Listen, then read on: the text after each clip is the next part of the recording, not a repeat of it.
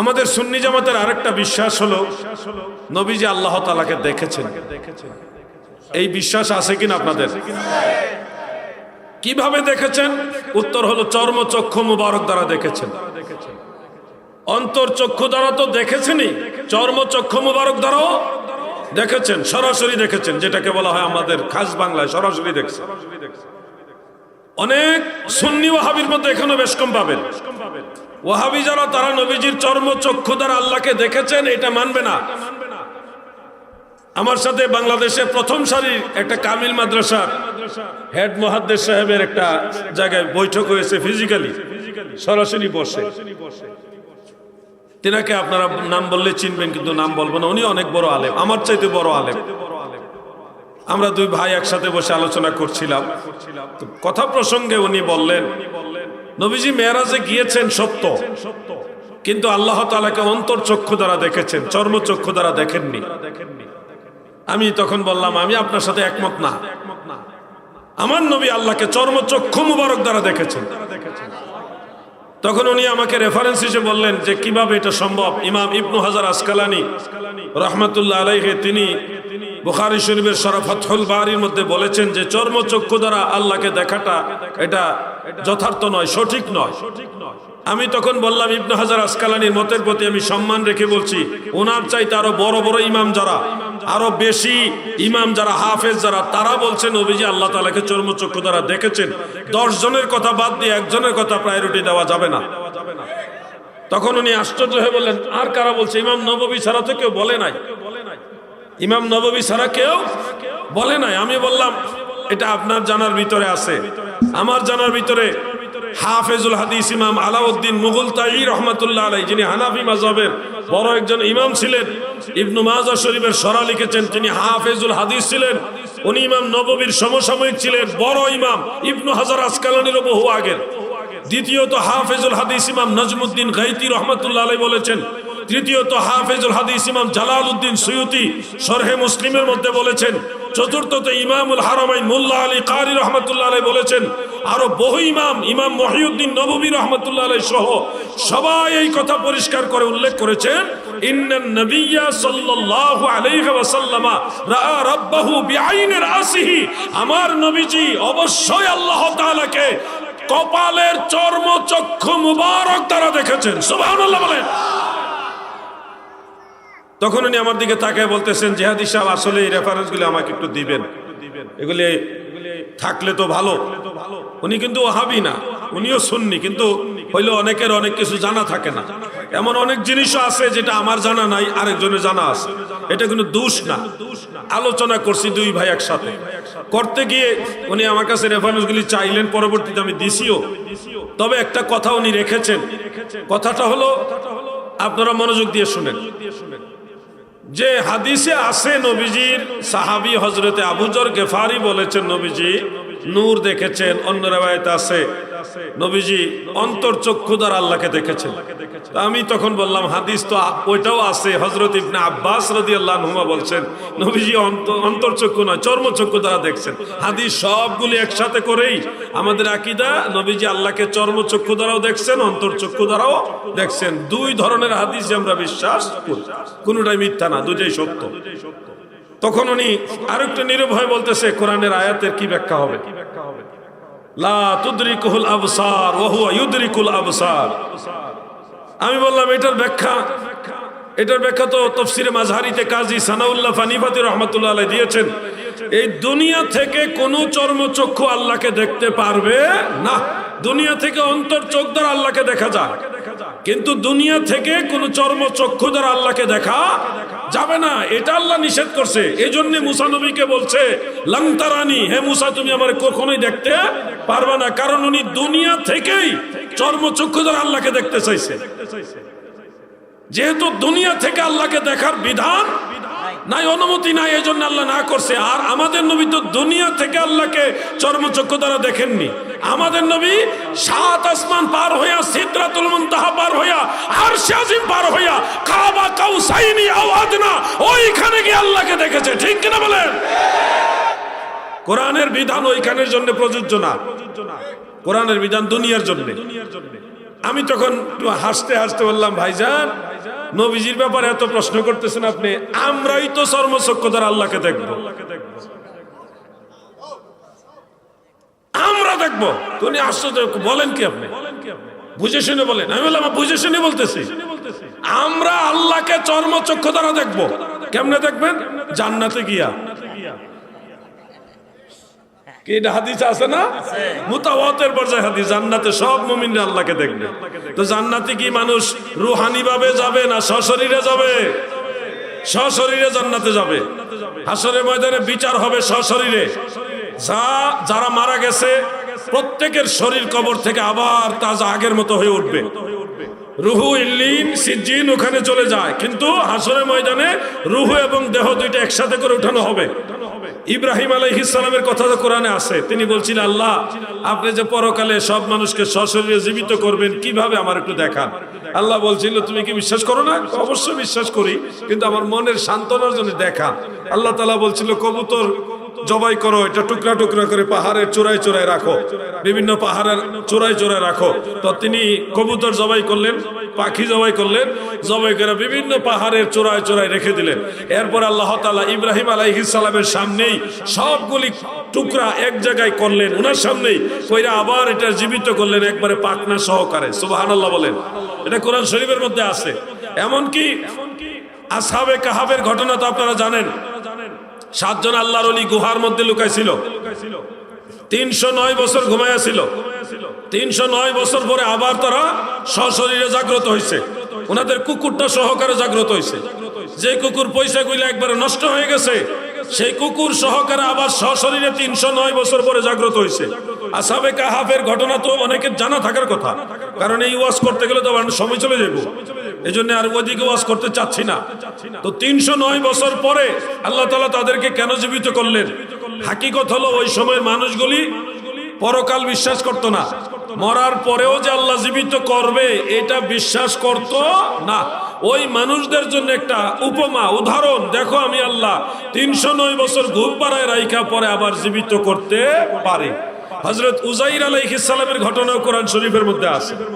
যিনি 100 বছর ঘুমাইছিলেন, শুধু বলছিলেন, আল্লাহ আপনি মানুষকে মারা মৃত্যু দেওয়ার পরে কেমনে জীবিত করবেন আমার একটু দেখা।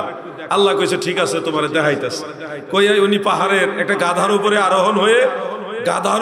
আরোহণ করে উনি একটা পাহাড়ের পাদদেশে গেলেন, যেখানে সূর্যের আলো পাহাড়ে পড়ার কারণে ছায়া পড়ছে। ওই পাহাড়ের ছায়ায় ছোট্ট একটা গাছও ছিল, গাছের মধ্যে গাধা বাঁধছে, বাইন্দা উনি একটু হেলান দিছে। ওই হেলানের মধ্যে ওনার ঘুম ধরে গেছে 100 বছর এক ঘুমে। এদিকে উনি যে এখানে ঘুমাইছে কেউ তো জানে না, সবাই ধরে নিয়েছে উনি ইন্তেকাল হয়ে গেছে। ওনার ছেলে সন্তান সব 100 বছরের মধ্যে সবাই ইন্তেকাল হয়ে গেছে, শুধু ছোট ছেলে বাচ্চা আছে। তাও উনি একেবারে লাতুর বৃদ্ধ হয়ে গেছে, একবারে কুজু বৃদ্ধ হয়ে গেছে। 100 বছর পরে ওনার গাধার যে রশি, ওই রশি সহ আবার আল্লাহ তাজা করে জিন্দা করলেন, সব ঠিক করে দিলেন, ওনাকেও জাগায় দিলেন। নবীদের তো দেহ ভক্ষণ করা জমিনের জন্য হারাম। ইন্নাল্লাহ তাআলা হারামা আলাল আরদি আন তাকুলা আজসাদাল আমবিয়া ফানাবিয়ুল্লাহি হাইয়ুন ইউরযাকুন। নবীদের দেহ ভক্ষণ করা জমিনের জন্য হারাম। তিনি তো সশরীরে জাগ্রত হইলেন, ওনার গাধা তো মরে গেছিল, পচে গেছিল, নষ্ট হয়ে গেছিল, রশিও নষ্ট হয়ে গেছে। 100 বছর আর কি থাকতো? 100 বছর। এরপরে সব আল্লাহ জীবিত করে বুঝাইলেন, দেখো আমি পারি কেমনে, তোমারে দিয়ে দেখাইলাম। উনি পরে মহল্লায় গেছে, গিয়া মহল্লা চিনে না, ঘর দুয়ার সব চেঞ্জ হয়ে গেছে। রাস্তাঘাট যেমন 100 বছরে চেঞ্জ হয়ে যায় না, 20 বছরের আগে আপনাদের এই এনায়েতনগর আর 20 বছর পরের এনায়েতনগরে তো বেশ কম আছে। তো এটা 100 বছরে বেশ কম হয়ে গেছে। উনি চিনে না, উনি বলতেছে আমি নবীউল্লাহ উযাইর আলাইহিস সালাম। কেউ বিশ্বাস করে না, তুমি কইতে আইছো উযাইর নবী দাবি করো, উনি তো 100 বছর আগে ইন্তেকাল হয়েছে। তো ওনার কথা কেউ বিশ্বাস করে না। পরে বলতেছে আমার অমুক অমুক ছেলেরা এই গ্রামে বসবাস করতো, ছেলেদের নাম কর পরে মোটামুটি চিনতেছে। তোমার ছোট ছেলের নাম কি? অমুক। কইতে উনি তো বেঁচে আছে। তো তোমার ছেলে তো তোমার চেয়ে বেশি মুরব্বী হয়ে গেছে, তুমি জোয়ান মানুষ আর উনি বৃদ্ধ, উনিও আপনার ছেলে হয় কিভাবে? মানে একটা বেজাল লেগে গেছে আর কি। এখন বাবার চেয়ে ছেলে বৃদ্ধ, বাবার চেয়ে ছেলে বৃদ্ধ, বয়স্ক, অনেক বয়স্ক। ছেলেও বাবারে চিনে না, অনেক গ্যাপ হয়ে গেছে না যে আপনি আমার আব্বা, এটার প্রমাণ দিতে হবে। কি প্রমাণ চাও? যে আপনি বলেন আমার আব্বা এমন একটা পাণ্ডুলিপি রেখে গেছে আসমানি কিতাবের সহিফার পাণ্ডুলিপি একটা জায়গায় রেখে গেছে, এটা শুধু আমি জানি আর আমার আব্বা জানে, আর কেউ জানে না। আপনি এটা বাইর করে দিতে পারলে আমি বুঝবো আপনি আমার আব্বা জান। তখন উনি কই এটা কোনো ব্যাপার হইলে একটু আগে রেখে গেলাম, একটু আগে বলে রেখে গেছে, 100 বছর হয়ে গেছে। উনি গিয়া দেয় সব পুরান হয়ে গেছে, চেঞ্জ হয়ে গেছে। এরপর আইডিয়ার উপরে সব সরাই টরাই, দরজা বাতিনি দরজা গোপন দরজা সব সরাইয়া ওইটা পুরান হইলো কেমনে, একটু আগে দরজাটা লাগাইলাম ঠিক করলাম, এটা এত পুরান হয়েছে কেমনে, পর বাইর করে দিচ্ছে, সবাই বিশ্বাস করছে। এটা হলো বলার উদ্দেশ্যটা হলো যে আল্লাহ তাআলা মৃত্যুর পরেও জীবন দেন কিনা বলেন, এই বিশ্বাস আমাদের আছে। দাদু ভাই আমার, দিলের কান লাগায় শুনেন, জান্নাতে কি আমরা সকল মুমিন বান্দার আল্লাহ তাআলাকে দেখব। জান্নাতে আমরা কেউ রূহানি ভাবে যাব না, সশরীরে যাব। জান্নাতে যদি সশরীরে যাইয়া আল্লাহকে আমরাই দেখতে পারি, তাহলে আমার নবীজি আল্লাহকে দেখেছে এটা নিয়ে প্রশ্ন করাটাই বোকামি। এই জন্য হযরতে ইমাম গাজ্জালী রাহমাতুল্লাহ আলাইহি এটা অস্বীকার করছিল। ইমাম গাজ্জালী কইছিল যে নবীজি আল্লাহকে চর্মচক্ষু দ্বারা দেখে নাই। ইমাম গাজ্জালীর কথার প্রতিবাদ করছে মুজাদ্দিদ আল ফিসানি। উনি বলছে মাথা মুন্ডু যারা আছে, কিভাবে এনকার করে দেখেন ওর বক্তব্যকে, যে মাথা মুন্ডু যারা আছে তারা সবাই বিশ্বাস করে নবীজি আল্লাহকে দেখেছে। এই মিসকিনরাই তো দিনে বহুবার আল্লাহকে দেখি। উনি বলতেছে, মুজাদ্দিদ আল ফিসানি বলতেছে, এই মিসকিনরা আমরাই তো আল্লাহকে দিনে অসংখ্যবার দেখি, আর আমাদের নবীজি আল্লাহকে দেখেছেন এটা মাথা মুন্ডু যারা আছে তারা অস্বীকার করে না। সুবহানাল্লাহ বলেন। ইমাম গাজ্জালীর অনেক বক্তব্য আছে যেগুলি আহলুস সুন্নাহ ওয়াল জামাত সমর্থন করে না। ইমাম গাজ্জালী এমনি বড় আল্লাহর ওলি হইল, আল্লাহর ওলিদেরও অনেক বক্তব্য আছে যেগুলি সর্বসম্মতিক্রমে। দেশে যারা গান বাজনা পার্টি আছেন, একটা ঘুমাইছেন না আপনারা, এই গান বাজনা পার্টির সবচেয়ে বড় দলিল হলো ইমাম গাজ্জালী। এরা আবার তাসাউফের দোহাই দেয় বেশি, তাসাউফের দোহাই দেয়, কারণ সুফি নামে শিয়াবাদ, সুফি নামে ভণ্ডামি, সুফি নাম দিয়া গান বাজনা, এগুলি আবার আমাদের সমাজে চলে বেশি। এগুলি অরিজিনাল সুফি না, এগুলি ভণ্ড সুফি। এদের সাথে আহলুস সুন্নাহ ওয়াল জামাতের কোনো সম্পর্ক নাই। ইমাম গাজ্জালী রহমাতুল্লাহ আলাইহি আরো কিছু বিষয় আছে, আমি এগুলি ইমামদের সমালোচনা উদ্দেশ্য না, ইমামদের মধ্যে ইখতিলাফ আছে। ইখতিলাফের মধ্যে যেই মতটা বেশি শক্তিশালী, সর্বজন বিদিত মশহুর, সেই মতের উপর আমরা চলবো, এটা হলো মূল কথা। বাংলাদেশে অনেক আলেম আছে না, কি ঘুমাইছেন? কেউ বলতেছে যুবক বয়সে দাড়ির মধ্যে কালো কলম লাগানো যাইব, আবার অন্য আলেমরা বলতেছে না, কোন বয়সেই যুদ্ধের ময়দান ছাড়া অন্য কোথাও কোন বয়সে কালো রঙের খেজাব কলব চুল দাড়িতে লাগানো যাবে না। এখন ধরেন 1 লক্ষ আলেম বলতেছে কালো কলব লাগানো যাবে না, আর একজন বলতেছে যাবে। এক্ষেত্রে কি 1 লক্ষ আলেমের কথা প্রাধান্য দিবেন না একজনেরটা প্রাধান্য দিবেন? 1 লক্ষ মানে সবাই যেটা বলছে, 10 জন যেটা বলে ওইটাই মানতে হবে। আর অরিজিনাল মাসালাই হলো এটা, যেটা কালো রঙের খেজাব ব্যবহার করা যাবে না।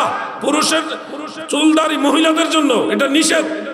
অন্য খেজাব ব্যবহার করতে পারবেন, মেহেদি ব্যবহার করতে পারবেন না, যে ওই মুরব্বি করছে, এটা সুন্নত, মুস্তাহাব পর্যায়ের সুন্নত। অন্য আরো 2-1টা খেজাব আছে, এগুলি ব্যবহার করা যায়, কিন্তু কালো রঙের ব্যবহার করা যাবে না। মাসআলা জানতে হবে। হানাফি মাযহাবের এটা চূড়ান্ত রায়। অনেকে জুসের টালায় ভুল মাসালা দিয়ে দেয়, তখন আমাদের দায়িত্ব হয়ে যায় সঠিক মাসালাটা বলে দেওয়া। এটা ব্যক্তির বিরোধিতা নয়, হককে প্রতিষ্ঠিত রাখা হলো দায়িত্ব, ঠিক কিনা বলেন? আমার ভাইয়েরা গো, কিছু ভাইয়ের আমার মনে করে না আমার শায়েখ কইছে এটাই ঠিক না, আমারও ভুল হইতে পারে, আমারও ভুল হইতে পারে, এটা আমাকেও মানতে হবে। আমি যদি নিজেকে নিষ্পাপ নির্ভুল দাবি করি তাহলে এটাই বড় ভুল। আমারও ভুল হবে, ভুলটা জানার পরে আমি সংশোধন করে নিব, এটাই মুমিনের কাজ। কিন্তু ভুলের উপরে প্রতিষ্ঠিত থাকা যাবে। আমার দয়াল নবীজি আল্লাহ তাআলাকে দেখেছে, এই কথা কে বলেছেন গো? এই কথা স্বয়ং আমার দয়াল নবী নিজে বলেছেন। মাওলানা গাজী তামিম বিল্লাল কাদেরী সাহেব একটা হাদিস শরীফ বলে গেছেন, আপনারা শুনেছেন। হাদিস শরীফটা ইমাম বুখারীর উস্তাদ ইমাম আহমদ বিন হাম্বল রাহমাতুল্লাহ আলাইহি তার মুসনাদের মধ্যে উল্লেখ করেছেন। আন ইবনে আব্বাস রাদিয়াল্লাহু তাআলা আনহুমা ক্বালা ক্বালা রাসূলুল্লাহ সাল্লাল্লাহু আলাইহি ওয়াসাল্লাম রাআইতু রাব্বি আযজা ওয়া জাল্লা, রাওয়াহু আহমদ। হযরত ইবনে আব্বাস রাদিয়াল্লাহু আনহুমা বলেন, আল্লাহর নবী রাহমাতুল লিল আলামিন বলেন, উম্মতেরা শোনো, রাআইতু রাব্বি, আমি রাসূলুল্লাহ আমার রব আল্লাহ তাআলাকে দেখেছি। নবীজি নিজে বলতেছে আমি আমার আল্লাহকে দেখেছি। এরপরেও যদি কেউ বলে নবীজি আল্লাহকে দেখে নাই, সেই লোক নবীর খাঁটি উম্মত হইতে পারে না। প্রিয় ভাইরা আমার, মেরাজের মূল পয়েন্ট আকীদা কেন্দ্রিক দুই তিনটা আমি বলে দিয়েছি। এবার আমি আমলের কিছু কথা বলি। আমাদের সুন্নিদের আকীদার ওয়াজ করতে করতে আমলের ওয়াজ হারায় গেছে, যার কারণে আমি এখন প্রত্যেকটা মাহফিলে প্রথম আকীদার ওয়াজ করি, পরে আমলের ওয়াজ করি। আপনারা কি আমলের ওয়াজ করলে বেজার হবেন? আমল সম্পর্কে জানতে হবে, কারণ আল্লাহ তাআলার জান্নাতে যাইতে হলে ঈমানও লাগবে, আমলও লাগবে। ইন্নাল্লাযীনা আমানু ওয়া আমিলুস সালিহাতি লাহুম জান্নাতুন তাজরি মিন তাহতিহাল আনহার। যারা ঈমান আনে এবং নেক আমল করে তাদের জন্য রয়েছে জান্নাত, ঈমান আনলে এবং নেক আমল করলে।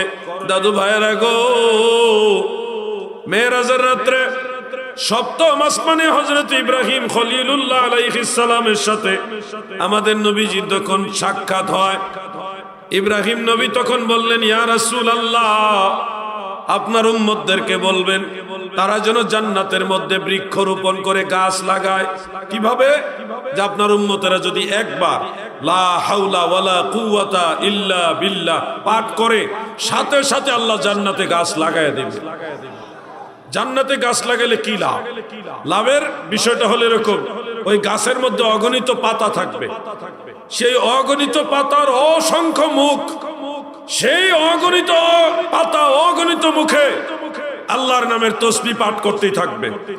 কিয়ামত পর্যন্ত ওই গাছের পাতাগুলো যতবার জিকির করবে, ততবারের জিকিরের সমান সওয়াব আপনি যে পড়ছেন, এই কারণে আপনার আমল নামায় এগুলি যোগ করে দেওয়া হবে। আল্লাহ যারে দেয় এইভাবেই দেয়। শুধু ঈমান নিয়ে মরতে পারলেই কাজে লেগে যাবে। আর ঈমানের মামলায় ভেজাল থাকলে আমল যাই করেন এগুলি কোনো কাজে আসবে না।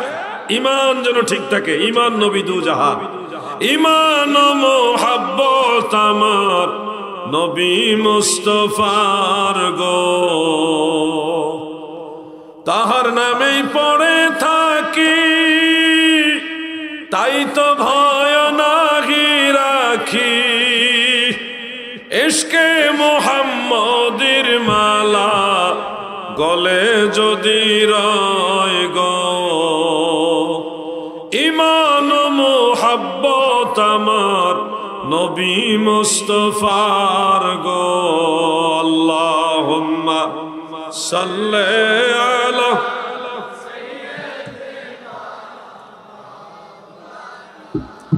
মুহাম্মদ ওয়া আলা আলি।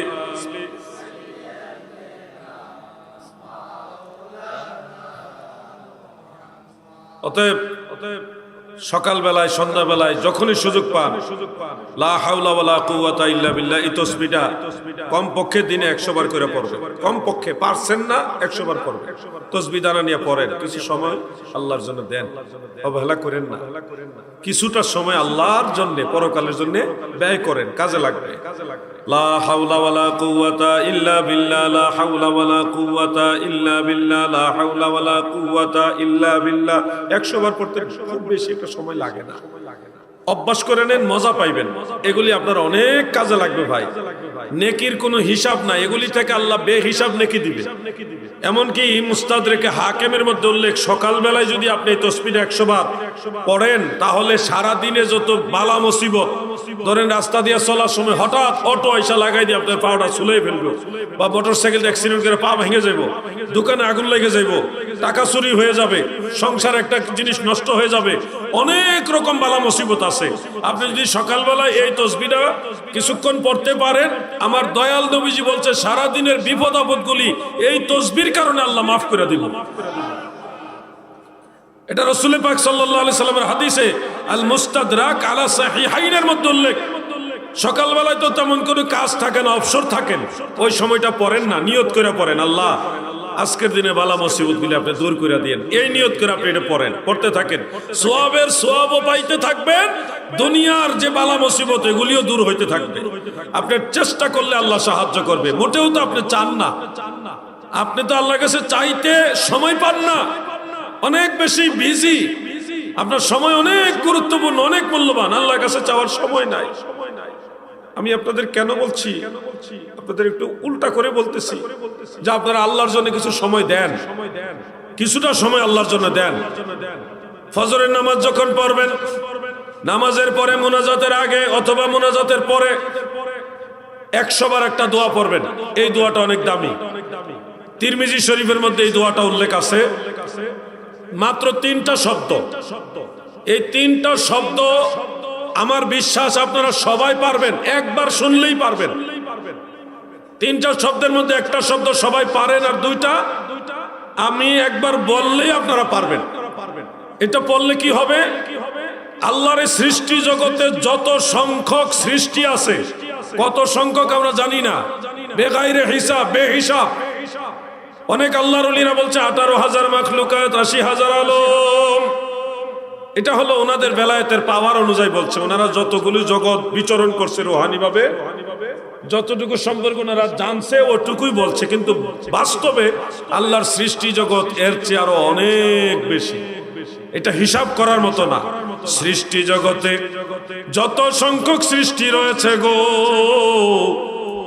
এই দোয়া, এই তসবিহ যখন একবার পড়বেন, আমার আল্লাহ সৃষ্টির সমসংখ্যক নেকি আপনার আমলনামায় দিয়ে দিবে। ছোট্ট একটা দোয়া আমার সাথে বলুন, সুবহানাল্লাহি।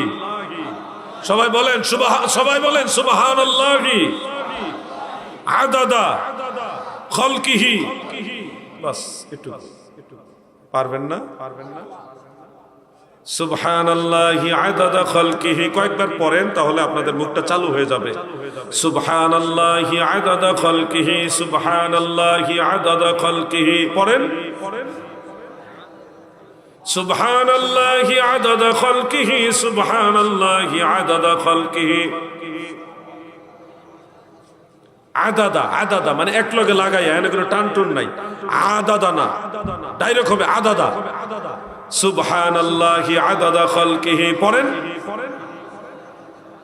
এই যে পড়ছেন, যতবারই পড়ছেন, আজকের মাহফিলে আসার উসিলায় এইটুকু উপকার তো হইল। পরকালে দেখবেন যদি ঈমান নিয়ে মরতে পারেন, এইটুকুই আপনার কাজে লেগে যাবে। কিছুটা হইলেও ওয়াজ বাড়িতে নিতে হবে।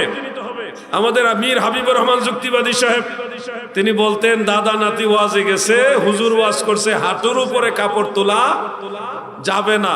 তো বাড়িতে যাওয়ার সময় দাদায় ছোট্ট খাল পার হওয়ার জন্য ছাকু নাই, এখন পানির উপর দিয়ে যেতে হবে। আপনাদের নারায়ণগঞ্জে কি বলেন, এই যে লুঙ্গি নিচ দিয়ে নিয়ে পিছনে গুস মারে, এটা কি বলে? কাঁচা দিছে। নাতিও তখন মাসালা জিজ্ঞাসা, দাদা হুজুর না বললো হাঁটুর উপরে কাপড় তোলা যাবে না, আপনি দিয়ে কাঁচা দিছেন? দাদা তখন উত্তরে বলছে, 60 বছর 70 বছর ধরে বা 80 বছর ধরে ওয়াজ শুনতেছি, খালের এই পারের ওয়াজ কোনোদিন এই পার আনছি না, তুমি কি আজকে ওয়াজ বাড়িতে নিয়ে যাবে নাকি? এটা যুক্তিবাদী সাহেব ওয়াজ করছিল, আপনাদের মনে পড়ে কিনা জানি না। তো এই ধরনের চিন্তাধারা নিয়ে মাহফিলে আসলে হবে না। আমি চাই ওয়াজ শুইনা বাড়িতে ওয়াজ নিয়ে যেতে হবে। মা বোনদেরকে, ঘরের মহিলাদেরকে এই আমলগুলি শিখাই দিবেন। এবার আমি ট্রাই করি যে কোনো, আচ্ছা একজনের জিজ্ঞাসা যদি না পারে শরম পাইব, আপনারা বলেন দোয়াটা কেমনে পড়তে হয়? সুবহানাল্লাহি আদাদা খালকিহি। মাশাআল্লাহ, এই তো আল্লাহ আপনাদের মেধা শক্তি আরো বাড়ায় দেখ, আমিন বলেন। এই আমলটা যে কোনো সময় করা যায়। ফজরের সময় যেহেতু অবসর, ওই সময় দোকানপাট ব্যবসা বাণিজ্য তেমন কোনো কাজ থাকে না, এই জন্য এই সময়টা তসবিহ দানা নিয়ে বসে আপনারা এটা পড়বেন, অথবা বিকালবেলা অবসরে পড়বেন, অথবা রাত্রে যখন সুযোগ পান তখনই তসবিহ দানা হাতে নিয়ে এটা পড়েন। দাদুরে, হায়াতের বাতি যেদিন বন্ধ হয়ে যাবে, নিভে যাবে, সেদিন বুঝবেন আমরা হুজুররা কেন এত বিরক্ত করি। এই বিরক্তিটা সেদিন আপনারা বুঝতে পারবেন কেন এত চাপাচাপি করি। ভাই আমার, হ্যাঁ, আমল করতে গিয়ে হুজুরের দোষ খুঁজেন না। হুজুর একবারে, আমরা যারা আছি আমরা 100% নির্ভুল না, আমাদেরও ভুল আছে, কিন্তু ভুল ধরতে গিয়ে আপনি নিজে আমল ছেড়ে দিয়েন না, আমারটা স্মরণ করে দিয়েন। হুজুর আপনার মনে এটা ছুটে যেতেছে, তাহলে আমারটা ঠিক হয়ে যাবে, কিন্তু আপনি আমল ছেড়ে দিবেন না যে হুজুরে পড়ে না আমি পড়তাম কি জন্য, এরকম করবেন না। হুজুরে আমলে দুর্বলতা থাকবে, ওনাকে স্মরণ করে দিবেন। উনি ভুলের উঠতে না, উনি এমন না যে আলেম হয়েছে দিকে একবার দুনিয়া সব 100% ওনার জন্য ঠিক থাকবে, এরকম না। ভুল থাকবে, ওনাকে ভাই হিসেবে স্মরণ করে দিবেন, কিন্তু আপনি আমল ছেড়ে দিবেন না। আপনার কাজ আপনি চালায় যান, আরেকজনকে চালানোর জন্য সহযোগিতা করেন। তা'মুরুনা বিল মা'রুফ ওয়া তানহাউনা আনিল মুনকার, সৎ কাজের আদেশ দাও, অসৎ কাজের নিষেধ করো, এটা আল্লাহর আদেশ, আল্লাহ তাআলার বিধান। দাদু আমার, এই যে আজকে জুমার দিন গেল, জুমা পড়ছেন তো সবাই? জুমার মুসল্লি বারে হইলেও ভূমিকম্প আসলে, গত কিছুদিন আগে বড় ভূমিকম্প হইলে মসজিদে গিয়ে জায়গা পাই না। ঘটনা কি রে? পরে হঠাৎ করে কয় হুজুর এই যে ভূমিকম্প হইছে, যে সবাই হান আল্লাহর ডরাইতেছে, এই জন্য মসজিদে আইছে। করোনার সময় ডাক্তাররা কয় এখন মসজিদে যাইয়েন না, বাড়িতে নামাজ পড়েন, এমন বিপদ হইলে ঘরে নামাজ পড়া জায়েজ আছে। ডাক্তাররা কইতেছে ঘরে পড়লেন, কিছু আলেমরা মাসালা দিছে এমন বিপদের সময় মেশামেশি থেকে দূরে থাকা উচিত, কারণ নবীজি বলছে মহামারী দেখা দিলে যার যার ঘরে সেজন্য আবদ্ধ থাকে, এটা মাসালা আছে। ওমা বাঙালি ওই বিপদ মরে যাবে দীক্ষা ডরে করোনার ভিতরে মসজিদে গিয়ে লাইনে দাঁড়াইছে, মরলে মসজিদে মরে যাবে, ইমানের চেতনা বাইরে হয়েছে। ওই সময় সারা বছর নামাজও যায় না, করোনার সময় গেছে উনি নামাজ পড়তো। আমি নেগেটিভ বলছি না, কিন্তু এই নামাজটা যেন সব সময় আমাদের পড়তে হয়, ওইটা আমাদের দায়িত্ব, ওইটা আমাদের কাজ। আমরা জুমার নামাজ পড়েছি, আপনারা কি কাবলাল জুমা 4 রাকাত পড়ছেন? আওয়াজ কম হইছে, সবাই পড়ছেন 4 রাকাত? কাবলাল জুমা এটা কি সুন্নত না নফল? সুন্নতের মধ্যে এটা কি সুন্নতে জায়েদা না সুন্নতে মুআক্কাদা? সুন্নতে মুআক্কাদা, এটা পড়তেই হবে, নাহলে গুনাহগার হবে। আমগুর দেশে এক ধরনের লোক বের হয়েছে, এদের নাম হইল আহলে হাদিস। নামে যদিও আহলে হাদিস, কিন্তু কাজের বেলায় লামাযহাবী। এরা হাদিসের দোহাই দিয়ে মানুষের আমল নষ্ট করে। আমি আশ্চর্য হলাম, এই দেশের বড় বড় কয়েকজন আলেম, বাংলাদেশের প্রবীণ আলেম, তারা আগে হানাফি মাযহাব মানত, এখন ওই ডলার পায়া পল্টি নিছে, নিয়ে বলতেছে কাবলাল জুমা এটা কোনো হাদিসে নাই। মুরব্বী হুজুর সারা জীবন উনিও কাবলাল জুমা পড়ছে 4 রাকাত, এখন বলতেছে কাবলাল জুমা কোনো হাদিসে নাই। তখন আমি জবাব দিলাম, আরো অনেক আলেমরা জবাব দিছে, এমনকি ইন্ডিয়া থেকে একজন শেখ এই ব্যাপারে চ্যালেঞ্জ করছে, ইন্ডিয়া থেকে লামাযহাবী, বলতেছে কাবলাল জুমা কোনো হাদিসে নাই, যেহেতু একটা আছে সব জয়ীফ। আমি তখন বললাম সহিহ হাদিসে কাবলাল জুমার কথা আছে। তখন উনি আমাকে পাল্টা চ্যালেঞ্জ করলেন, নাম বললে চিনে ফেলতে পারেন, আমি নাম বলবো না, নাম বলা উদ্দেশ্য না, ওনার সমালোচনা করা আমার উদ্দেশ্য না, উদ্দেশ্য হলো এটা দিয়ে আপনাকে সঠিক জিনিসটা বোঝানো।